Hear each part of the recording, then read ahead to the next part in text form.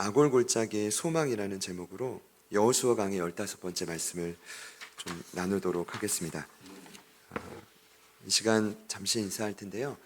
사도 바울은 에베소서에 주님 몸된 교회를 영적인 가정이라고 정의했습니다. 그래서 이렇게 한번 인사해 보려고 합니다. 가정의 달을 맞이해서 한번 서로를 보며 인사합시다. 집에 온 것을 환영합니다. 어색하실 수 있죠. 원래 집이라는 곳이 늘상 또 좋은 것만도 아닙니다. 그렇기 때문에 행복할 때도 있고 슬플 때도 있는데 우리 한 번 더 이런 마음으로 인사합시다. 잘 오셨습니다. 이제 참 요즘에 감사한 건 또 하나님이 예비하신 저희 어르신들 한 가족으로 만나면서 좀 이제 가정이 이 교회 제자들 교회 가정이 균형을 자꾸 맞춰가는 것 같아요.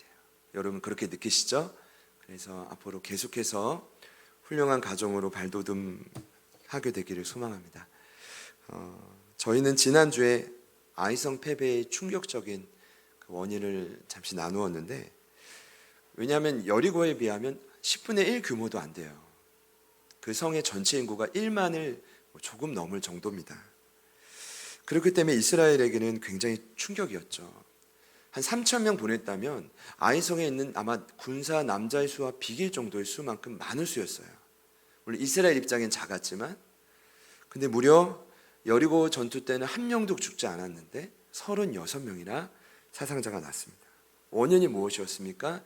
유다 지파 세라의 증손 삽디의 손자 갈미의 아들 아간이 하나님께 온전히 바친 물건을 훔쳤기 때문이에요. 이건 단순한 도둑질을 훔쳐서 하나님이 진노한 게 아니라고 말씀드렸어요. 그것은 이런 거였어요. 하나님의 은혜가 아니라 이제는 내 힘과 세상의 물질인 돈으로 살겠다는 결단이 아간의 범죄였어요. 놀라운 건 그 범죄가 굉장히 영향력 있게 공동체 안에, 가정의 교회 안에 급속도로 퍼져간 겁니다. 여호수아도 정탐꾼 군사도 큰 실수를 해요. 어떤 실수를 하냐면 가나안 땅의 전투가 하나님의 힘이 아니라 칼과 창으로 맞서는 전투라고 오해하고 착각하게 됩니다. 여러분, 제가 한 주간 이 말씀을 다시 묵상하고 준비하면서 범죄가 참 무섭구나라는 생각을 했습니다. 그 영향력이 참으로 공동체 안에 급속도로 퍼져가는 것을 저희가 사실은 오늘 이 본문 말씀을 통해서도 보게 되는데, 이 아간의 범죄가 일반적으로 쓰이는 단어인 하타가 아니라고 했어요. 하타라는 히브리 죄라는 뜻은 우리 성품 안에 갇힌 뱀의 본성이에요. 어떤 관역이 있다면 자꾸 빗나가려는 성향을 죄라 그래요.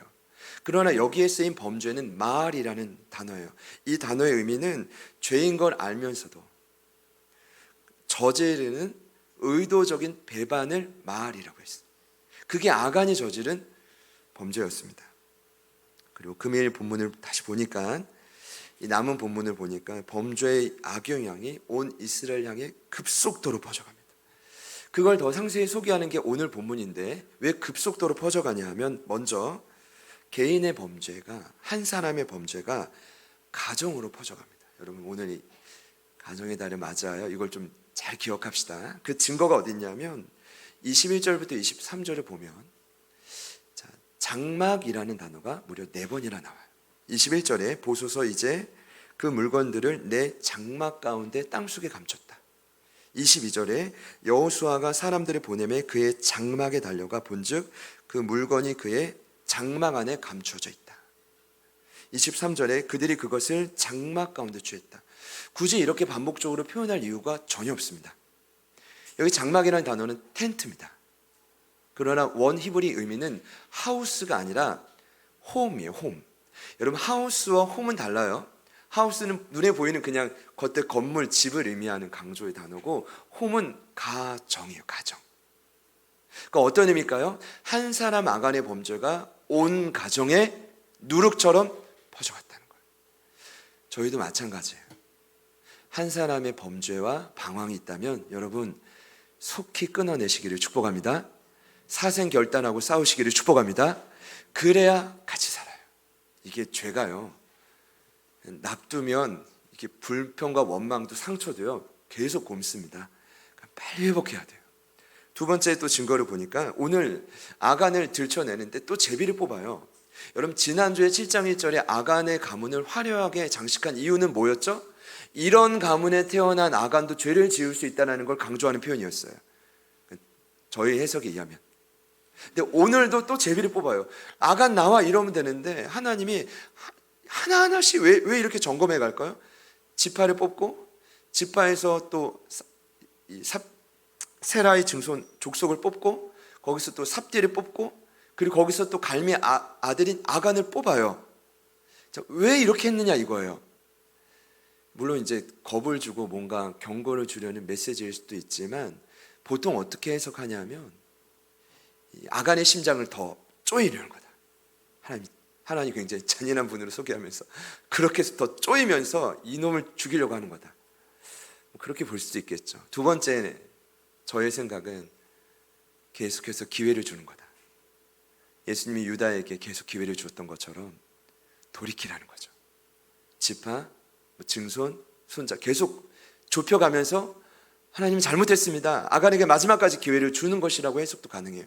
그런데 오늘이 7장의 한 맥락 안에서 해석하자면 이런 해석이 가능할 거예요. 뭐냐면 아간의 범죄로 위로부터 사실은 이게 뭐죠? 족보가 아래로 내려오지 위로 가지 않거든요. 근데 이건 어떤 말이에요? 한 사람의 범죄가 그만큼 악영향을 끼친다는 거예요. 유다 지파까지 불명예를 끼치는 거예요. 너희들 모든 지파를 포함해 온 이스라엘이 하나의 범죄의 소굴이라는 걸 강조하고 싶은 거죠. 그러니까 윗선대로 하나하나 강조하는 거예요. 그러니 하나님을 찬송하다는 뜻은 유다도 불명예해요. 여러분 세라의 증손이라고 세라의 뜻이 뭐였습니까? 씨를 뿌리다. 어둠이 사라지는 여명 아닙니까? 거기도 불명예해요. 삽디는 기쁨의 선물이었죠. 거기도 불명예해요. 여러분 갈미는요? 포도열매 아니었습니까? 포도열매가 완전 찌그러진 거예요. 누구 때문에요? 그 자손이 누구 때문에요? 아간 때문에. 한 사람의 범죄가 온 뿌리를 다 더럽혔다는 거예요. 마지막 세 번째는 11절에 명확한 증명이 나오죠. 아간의 범죄라고 하지 않고 누구의 범죄로 갑니까? 이스라엘의 범죄. 같이 한번 따라해 볼까요? 이스라엘의 범죄.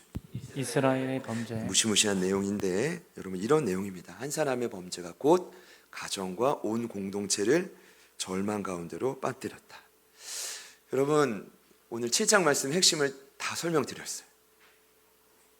사실은 이게 핵심인데 그리고 자칫 여러분 오해하면 이것이 전부라고 착각할 수 있더라고요. 저도 그랬어요. 근데 제가 이것이 전부가 아니겠지 하고 말씀을 봤을 때 이게 전부가 아닙니다. 너무 아쉬워하시는데 전부가 아니라 제가 먼저 오늘 나누고 싶은 핵심은 그래요. 그 범죄가 온 지파에 다 이스라엘에 퍼졌다는 게 맞는데 오늘 남은 본문을 통해서 제가 깨달은 건 그 범죄의 원인과 모습을 하나님이 아주 명확하게 부연 설명을 하고 있다는 거예요. 여러분 보세요.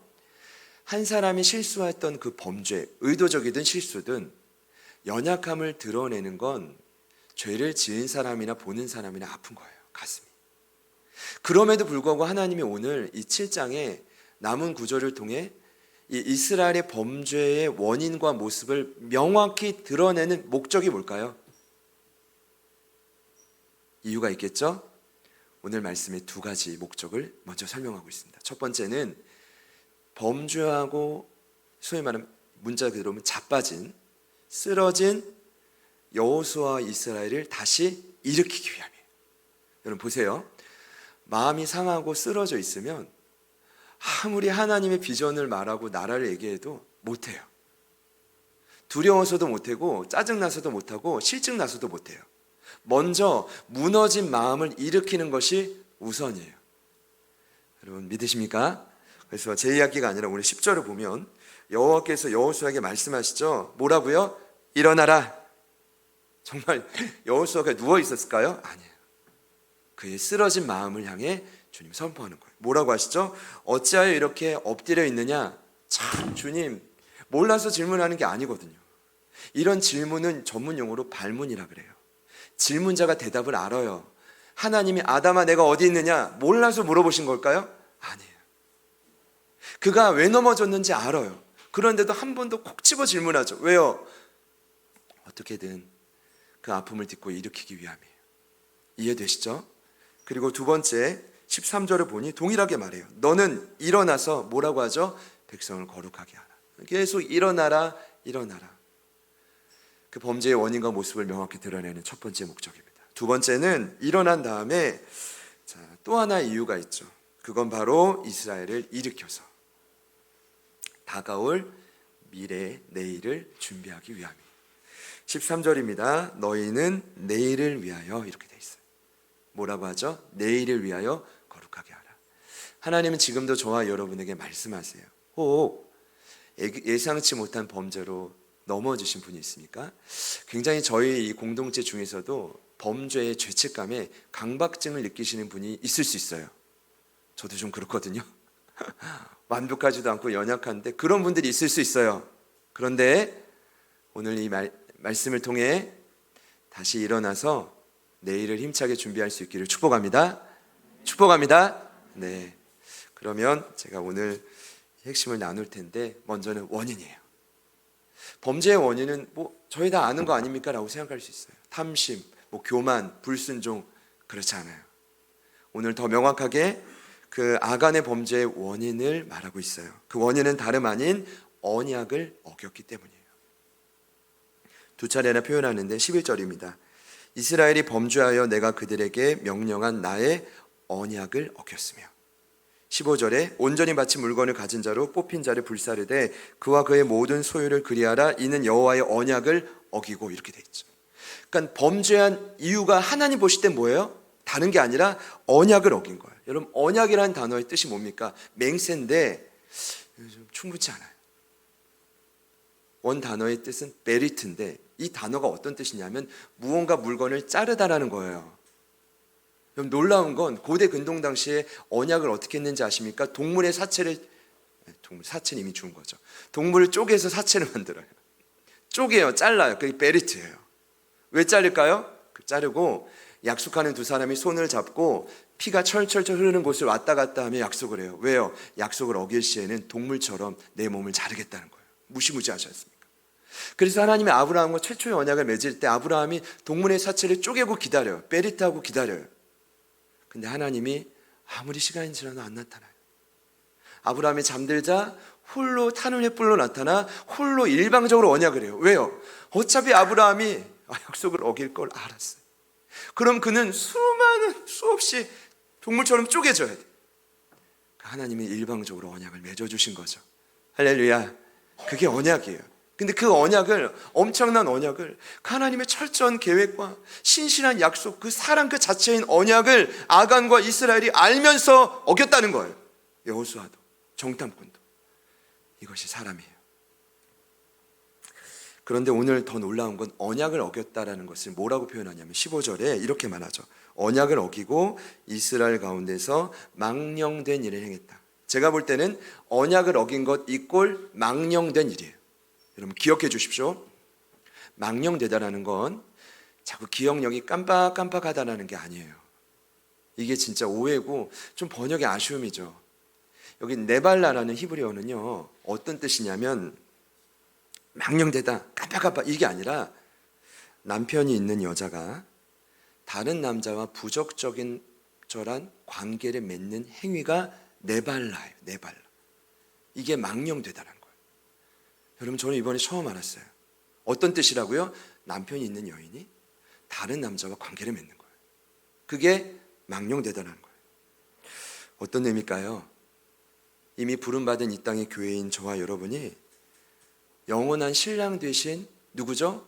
우리 주님, 그 예수님의 거룩한 신부가 됐어요. 믿으시죠? 그러나 그 신부인 우리가 자꾸만 우리 남편 되신 주님의 귀한 공급과 은혜를 저버리고 다른 남편을 찾아가는 거예요. 그게 뭐죠? 우상이에요. 그렇게 우상을 섬기고 영적인 관계를 맺는 거죠. 여러분 만약에 오늘 이 자리에 주님보다 더 사랑하는 무언가가 내 마음에 자리 잡았다면 그거는 전부 우상입니다. 그리고 지금 여러분은 스스로 언약을 깨트리는 걸 수 있고 망령된 일을 행하는 걸 수 있음을 꼭 깨달으시기를 축복합니다. 성령님이 깨달음을 주시기를 축복합니다. 여러분 너무 중요해요. 첫 번째 뭐예요? 이게 원인이었어요. 골로새서 3장 5절을 보면 바울은 훌륭한 골로새 교회를 향해 뭐라고 하냐면 아예 땅의 지체를 죽이라고 해요. 어떤 의미입니까? 너희 안에 있는 음란, 부정, 사욕, 악한 종욕, 탐심, 이거는 다 우상 숭배라고 말해요.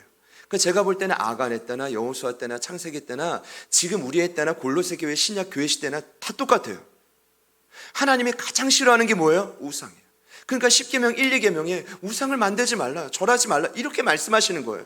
그런데 아간이 어떻게 범죄한 거예요? 원인이 뭐예요? 하나님이 가장 싫어하는 망령된 것으로 그 언약을 깨뜨린 거예요.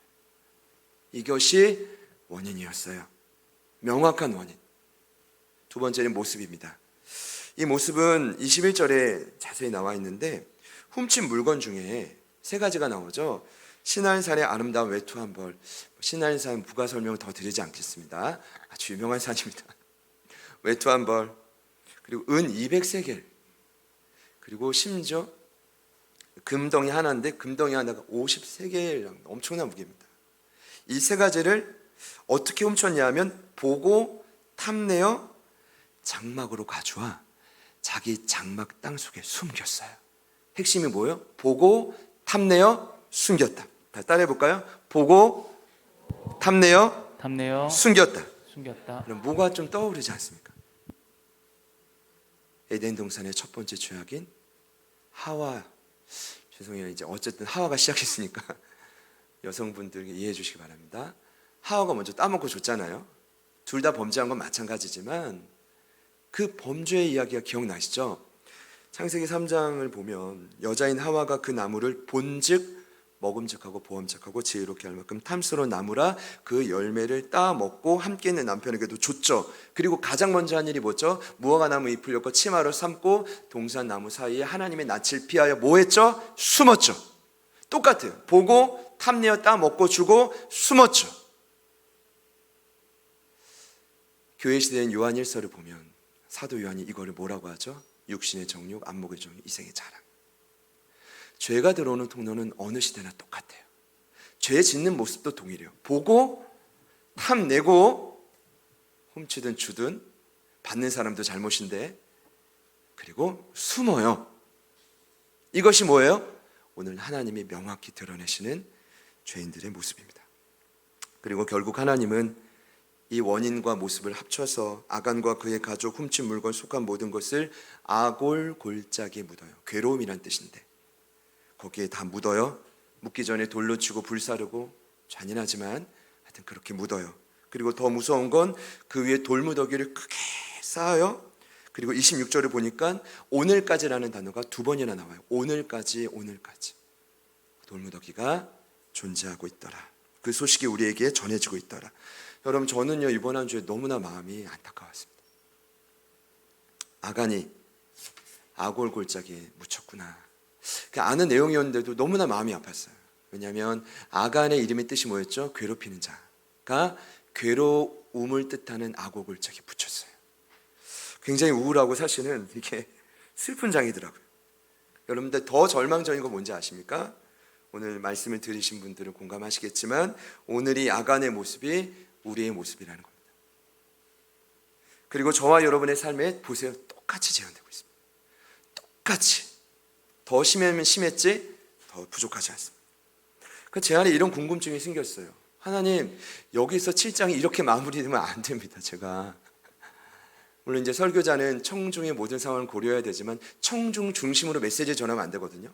강의 설교자는 있는 그대로 전해야 되는데, 하나님, 이것이 7장의 전부입니까? 물론 이렇게 결론을 내릴 수 있어요. 6장을 다시 회상하는 거예요. 6장에 누가 주인공이죠? 기생라합. 음란했던 그 여인이 하나님을 상처나자 하나님 믿음으로 어떻게 됐죠? 구원받았고 그 여인 온 가족이 오늘까지 구원의 소식이 전해져요. 그와 대조적으로 아간은 어떻게 됐죠? 훌륭한 가문이었지만 하나님을 떠난 그의 삶은 어떻게 됐죠? 오늘까지 저주의 소식이 전해져요. 그러니까 대조함으로 무언가 긍정적인 결론을 맺을 수는 있지만 제 고민이에요. 이게 정말 전부입니까? 아골 골짜기에 정말 소망이 없는 겁니까? 그리고 말씀을 묵상하고 연구하는데 놀라운 사실을 깨달았어요. 아골 골짜기의 마지막 의미는 여호수아가 끝이 아니었어요. 여러분, 놀랍게도 아골 골짜기의 그 의미는 다른 곳에서 매듭짓고 있어요. 여러분, 저는 저희가 성경을 볼 때, 66권을 볼 때 저는 믿는 게 있어요. 복음적인 안목으로 성경을 볼 때 무언가를 믿냐면 어떤 본문과 메시지에서도 예수님의 흔적이 있어요. 믿으십니까? 그 예수님의 흔적을 발견하면 어떤 상황에서도 소망을 회복할 수 있어요. 제가 그 믿음으로 성경을 찾았어요. 놀랍게도 그 비밀이 어디에서 밝혀지냐 하면 구약 성경인 호세아서에서 밝혀져요. 여러분, 호세아 들어보셨죠? 선지자의 이름입니다. 호세아서는 이런 내용입니다. 음란한 아내로 인해 고통당하는 한 선지자의 가슴 아픈 사랑 이야기입니다. 왜 선지자가 음란한 아내를 맞이했습니까? 여러분, 이렇게 생각할 수 있는데 아니에요. 하나님이 그렇게 만나게 했어요. 하나님이 어느 날 그에게 찾아와서 호세아에게 이렇게 명령해요. 음란한 아내인 고멜을 맞이하여 더 가슴 아픈 건 음란한 자식을 낳으래요. 여러분, 그 남편 된 사람에게 얼마나 괴로운 겁니까? 아니, 음란한 아내를 맞이하는 것도 억울한데 음란한 아내를 통해 자식들은 소중해야 되는데 자식마저 음란하게 낳으래요. 이 엄청난 명령을 듣고 호세아가 당황했겠지만 순종함으로 그 여인을 아내로 맞이합니다. 그리고 그 여인과 함께 살기 시작합니다. 왜 그랬을까요? 이런 의미였죠. 하나님이 그 음란한 아내를 맞이함으로 무엇을 빗대어 설명하는 걸까요? 이스라엘, 내가 너희를 아내로 맞이했는데 끊임없이 음란하고 나를 떠나는 너희들의 삶을, 그 마음을, 내 찢어지는 심정을 호세하여 너라도 좀 이해해 줬으면 좋겠다. 그렇게 하지 않으면 하나님의 마음을 공감해 줄 사람이 그 시대는 없었던 거예요. 단 한 사람, 호세아에게 원했던 거죠. 여러분, 이해가 되시죠? 근데 이 음란한 아내가 정말 음란해요. 호세아서를 보면 여러 증거가 나오는데 2장 5절을 보면 그의 아내가 결혼했잖아요. 세상의 유혹에 계속 반응해요. 그때마다 남편 곁을 떠나요. 세상의 떡, 물, 양털, 삶, 기름, 마실 술. 오늘날 이걸 어떻게 적용할까요? 하여튼 적용해 보세요. 끊임없이 세상은 저와 여러분을 유혹해요. 뭐든 유혹해요. 거기에 반응하고 계속 남편 곁을 떠나는 거죠. 이때 2장 6절을 보면 기가 막힌 표현이 나와요. 여호와 하나님이 호세아와 함께 뭘 준비하냐면 가시로 그 길을 막아요. 가시. 왜요? 여인들이 남편 곁을 떠나지 않고 그 여인이 붙어 있을 수 있도록 가시로 세상 가는 길을 막아요. 그리고 담을 쌓아요. 그 유혹에 빠지지 않도록 담을 쌓아요. 그 눈물과 고통의 메시지가 호세아서인 거예요. 가장 호세아는요, 비련의 선지자예요. 너무 안 됐어. 근데 놀라운 건 호세아의 이런 마음, 눈물, 하나님의 노력이 성경을 자세히 보면 그 안에 누가 등장하냐면 누굴까요? 예수 그리스도예요. 호세아 2장 6절에 하나님의 가시는 누구를 의미할까요? 예수님의 십자가의 죽음을 의미해요. 하나님이 그 가시로 음란한 여인을 세상 가는 길을 막았던 것처럼 예수님도 저와 여러분을 위해 대신 십자가의 죽으심으로 그 가시로 저와 여러분이 죄의 길을 가는 걸 막고 생명의 길을 열어주셨다는 거예요. 그 호세아서는 예수 그리스도의 그림자예요. 이름의 뜻도 호세아지만, 음역은 호세아지만 예수님이에요. 구약의 여호수아도 예수님을 의미하고, 예수님, 호세아, 여호수아. 이 삼각편대가 너무 놀랍지 않습니까? 오늘 말씀을 통해 주시는 이 깨달음은 더 놀라운데 이런 거예요. 그 호세아가 결국 열심히 노력하고 눈물 흘려서 집 나간 아내가 돌아와요. 그때 그 아내가 이런 고백을 해요. 2장 7절에 내가 본 남편에게로 돌아가려니 그때의 형편이 지금보단 낫겠다. 그러니까 남편을 떠나 세상에서 방황하다 보니 고생은 시원한 거예요. 여러분, 누가 생각납니까?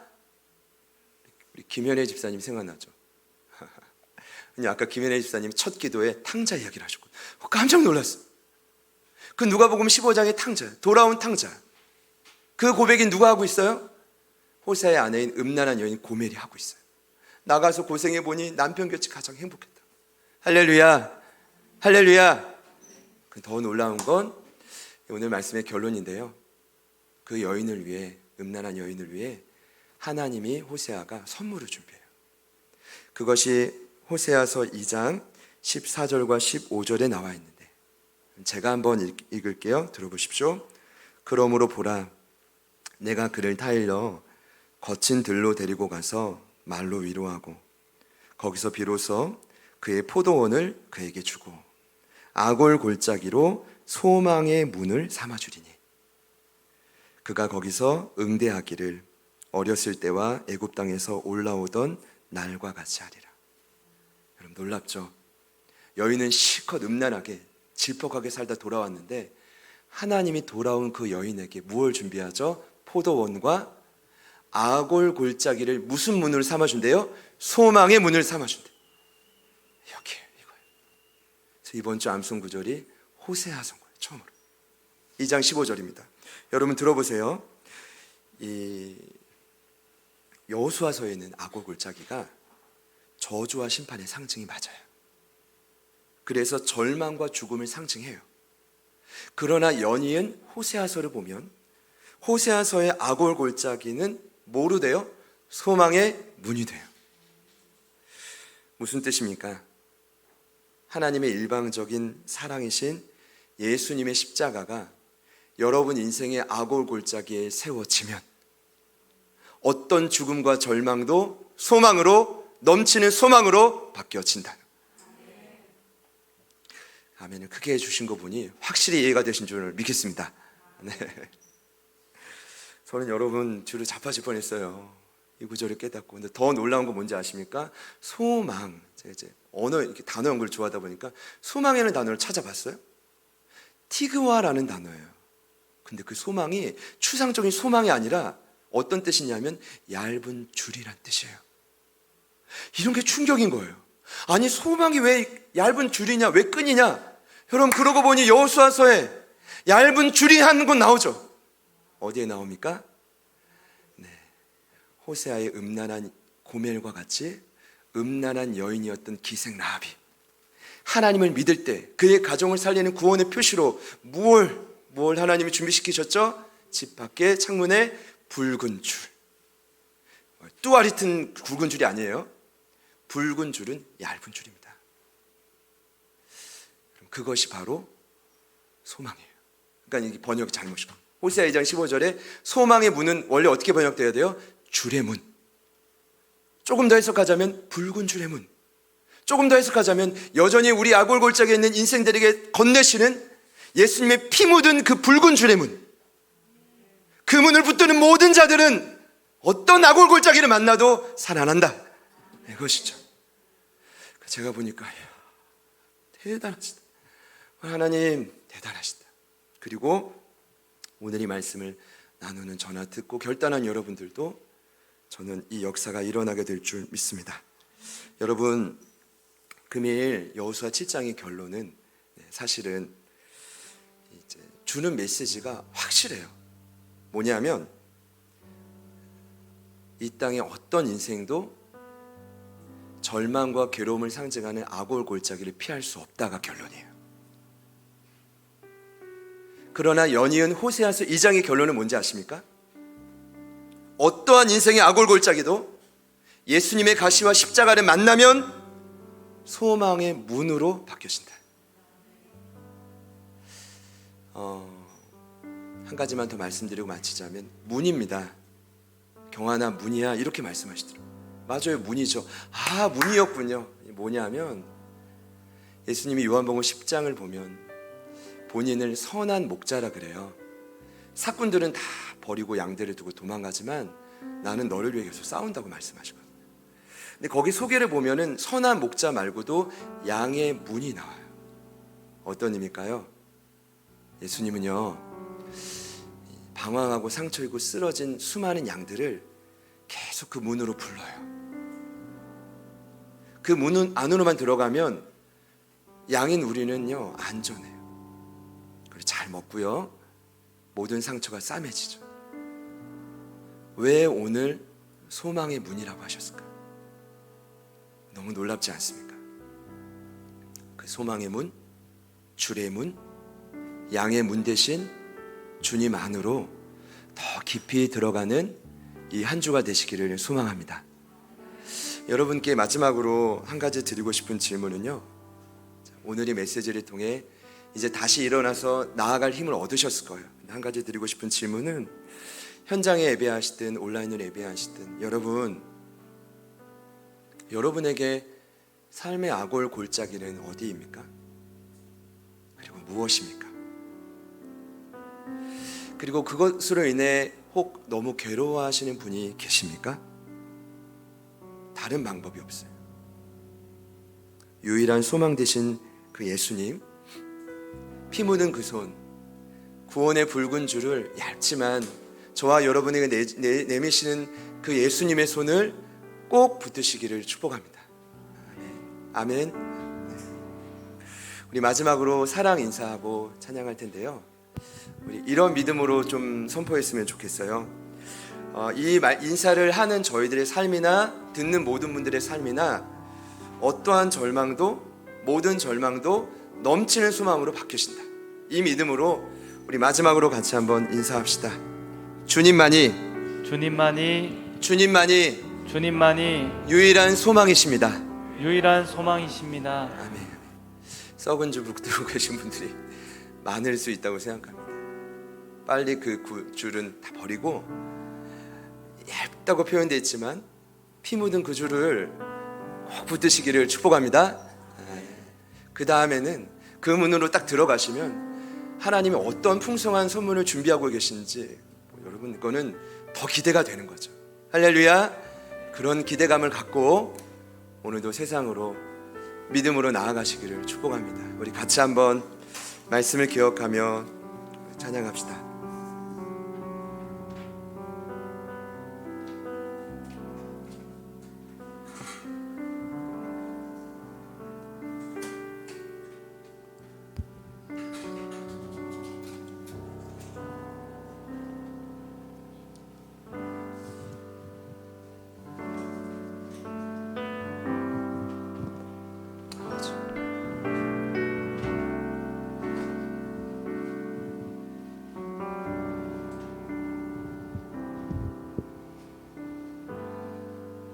빛이 없는 바다에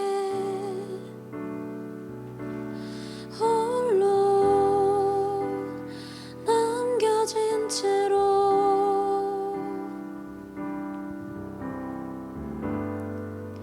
나는 주를 바라네.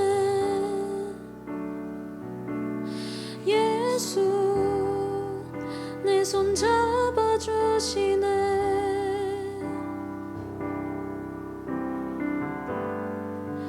빛으로 오신 그가 내 삶 밝혀주시네.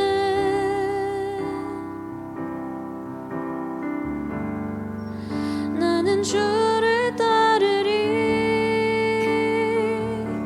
내 평생 주 사랑하리라.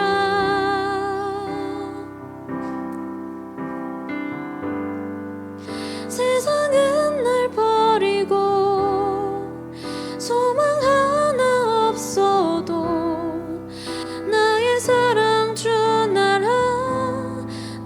안아주시네. 그가 함께 하시니 나는 오늘을 살리.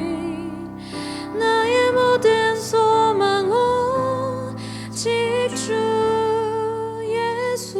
함께 고백합시다. 빛이 없는 바다에, 빛이 없는 바다에 홀로 남겨진 채로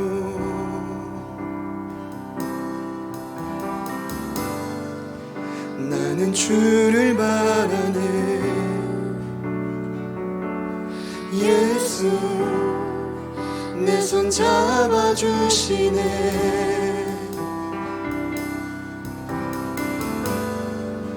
빛으로 오신 그가 내 삶 밝혀주시네.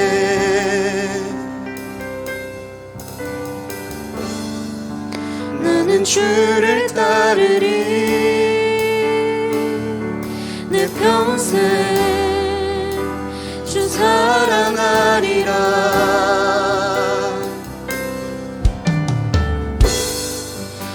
세상은 날 버리고 소망 하나 없어도 나의 사랑 주 나라 나 주시네.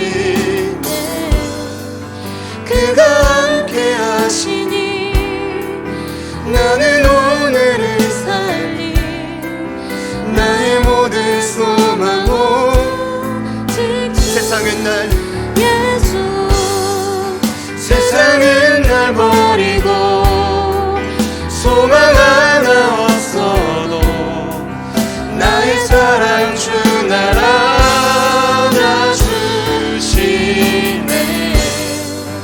그가 함께 하시니 나는 오늘을 살리 나의 모든 소망 우리 믿음으로 선포합시다.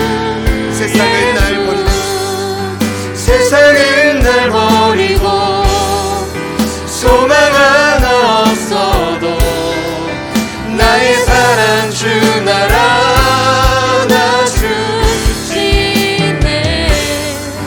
그가 함께 하시니 나는 오늘을 살리 나의 모든 소망 우리 아골 골짜기를 향해 한 번 더 고백합시다.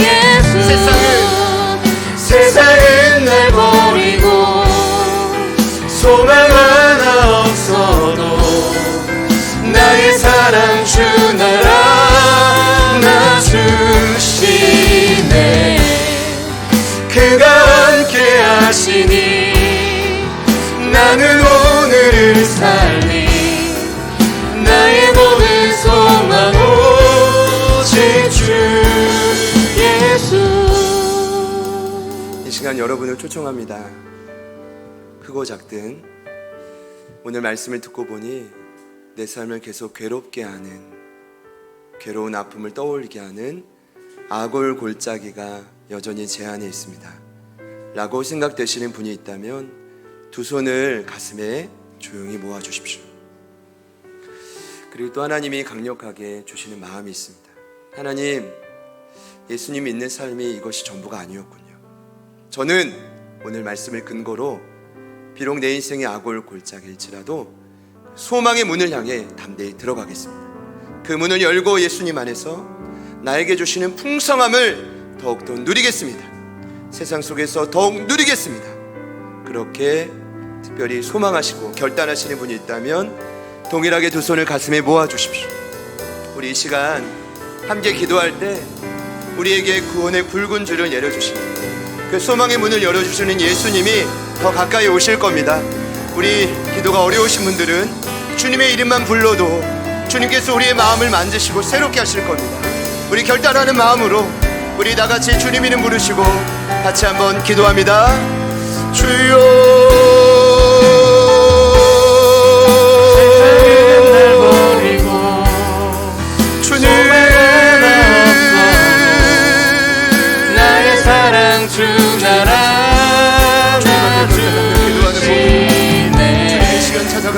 그가 함께 하시니 나는 오늘을 살리 소망의 문을 바라보며 나의 모든 소망 오직 주 예수. 세상은 날 버리고 주님이 함께 하신 그 모든 소망의 문 변화될 수 있음을 믿습니다. 나의 사랑 주 나라 나 주시네. 성령님 도와주십시오. 그가 함께 하시니 나는 오늘을 살리 우리의 고백이 나게 하소서. 나의 모든 소망 오직 주 예수. 세상은 날 버리고 소망 하나 없어 나의 사랑 주 나라 아버지 하나님 붙드셔서 하나님 아버지 그 놀라운 하나님 오늘 이곳을 하나님 나는 오늘을 살리 새롭게 알려주십시오. 나의 모든 소망 오직 이 소망의 선물로 주시길 감사하고 세상은 날 버리고 하나님 우리가 무너진 나간과 같이 소망 하나 예수의 그 가시가 십자가가 우리 아버지 자기의 소원을 새로운 삶을 그가 함께 하시니 주님 감사합니다. 나는 오늘을 주님 살리 감사합니다. 나의 모든 소망 아버지 오직 성령님 도와주십시오. 예수 성령님 도와주십시오. 세상을 날 버리고 예수님 우리 유일한 주리십니다. 소망 하나 유일한 없어도 기대이십니다. 예수님 우리 유일한 나의 소망이십니다. 사랑 예수님 우리 유일한 기댈 곳입니다. 주님 도와주십시오. 주님이라요. 그가 함께 하시니 나는 오늘을 살리 나의 모든 소망 오직 주 예수 세상은 날 버리고 소망 하나 없어도 나의 사랑 주 나라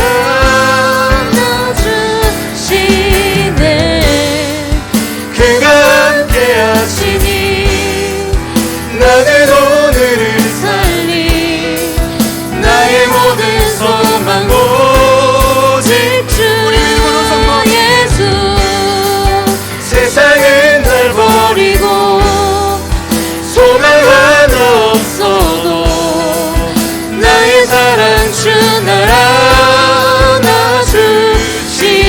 나주시네 그가 함께 하시니 나는 오늘을 살리 나의 모든 소망 오직 주 예수 세상은 날 버리고 소망 하나 없어도 나의 사랑 주 나라 나주시네 그가 함께 하시니 나는 오늘을 살리 나의 모든 소망 오직 주 예수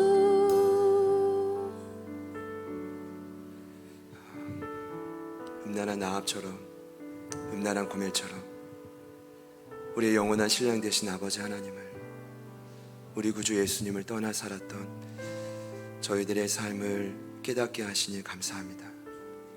명확히 드러내셨던 범죄의 원인과 모습이 우리의 삶에 재현되고 있다면 속히 돌이킬 수 있는 힘과 지혜를 성령님 부디 위로부터 우리에게 내려 주옵소서. 아멘. 그리고 두 손을 가슴에 모아 간절히 구한 영혼들이 있습니다.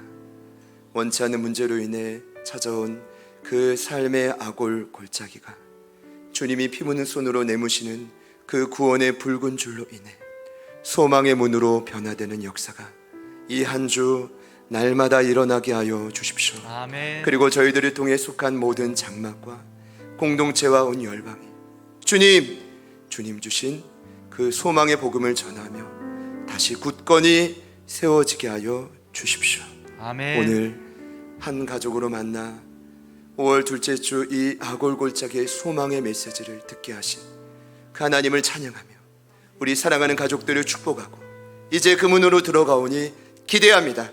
우리가 이기지 못했던 포도원을 더 설명할 수 없는 하나님 넘치는 하나님 나라의 풍성함을 우리 모두에게 허락하여 주옵소서. 아멘. 기대합니다. 일하실 주님을 찬양합니다. 이제는 우리 구주 예수 그리스도의 은혜와 하나님 아버지의 변함없는 신실하신 사랑하심과 성령님의 내주 충만 교통 위로하심의 역사가 아골 골짜기에서 소망의 문으로 바꾸시는 그 예수님을 매 순간 바라보겠습니다.